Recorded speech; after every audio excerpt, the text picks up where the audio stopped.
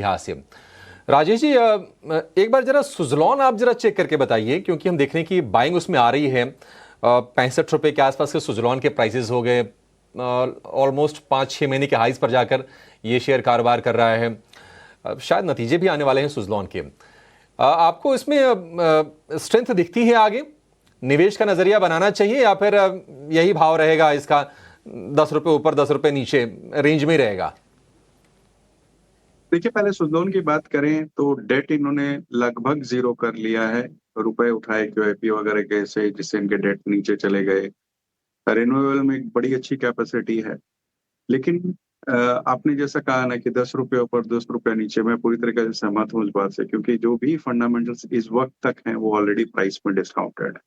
अब बाजार के कारणों से हो सकता है ये ऊपर 72-74 तक चला जाए या नीचे 50 तक आ जाए, तो इतनी ही चाल इस वक्त तक नजर आ रही है, अनलेस की अंटिल फंडामेंटल्स में कोई बड़े चेंजेस आए या रिजल्ट्स कोई बहुत ज्यादा उत्साहजनक आए।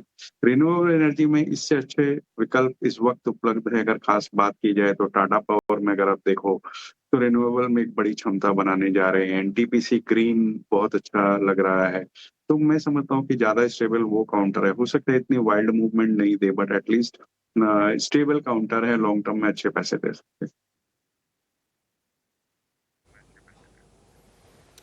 ठीक है, बढ़िया है। टाटा पावर रिन्यूएबल में भी कैपेसिटी एडिशन ये कर रही हैं। चार्जिंग इंफ्रा में भी कंपनी के प्लान्स हैं। 400 रुपये का भाव है, चला हुआ शेयर है ये, और अच्छे भाव पर अभी भी आपके लिए मिल रहा है।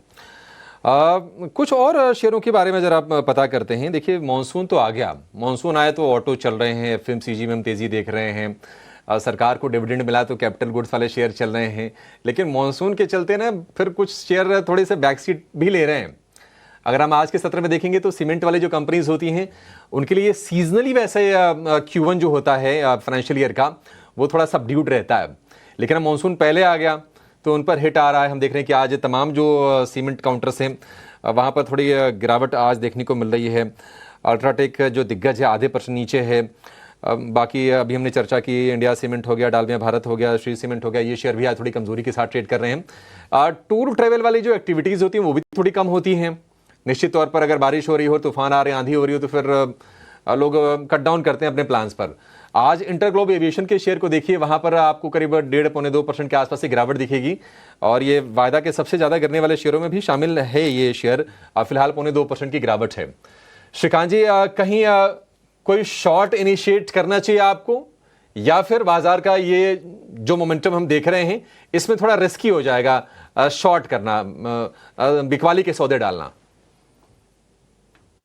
तो देखिए, पॉसिबिलिटी है कि यहाँ पे कुछ करेक्शन आ सकता है, लेकिन शॉर्ट करना मुझे लगता है कि अभी भी एडवाइजेबल नहीं है, क्योंकि ओवरऑल ये जो कंपनी है उसके नंबर्स काफी स्ट्रांग थे, और मुझे लगता है कि जो भी करेक्शन आएगा उसमें जो बाइंग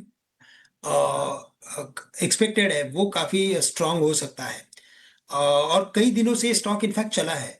तो अगर आप देखें तो 4,000 के करीब ये स्टॉक था, अभी 500 के करीब आ चुका है। तो मेरा कहना ये है कि इसमें शॉर्ट पोजीशंस भी बनेगी, होगी। और अगर मार्केट में अगर यहाँ से कोई अगर बिकॉज ऑफ एनी रीजन अगर तेजी बनी, तो इस स्टॉक में शॉर्ट कवरिंग भी आ सकती है। तो मैं तो इनफैक्ट ये कहूंगा कि अगर कोई करेक्शन अगर आता है तो ये अपॉर्चुनिटी है। 5,250 5,200 के करीब अगर आता है तो इसमें बिल्कुल खरीदारी की पोजीशंस बना सकते हैं। हमें लगता है कि ये स्टॉक कम से कम 5,600 और फिर बाद में 6,000 6,200 तक के भी लेवल्स दिखा सकता है। ठीक है, 5,600 तक के लेवल्स आ सकते हैं। लेकिन चलिए, 3 बज गए हैं, इनफैक्ट 3 बज के 7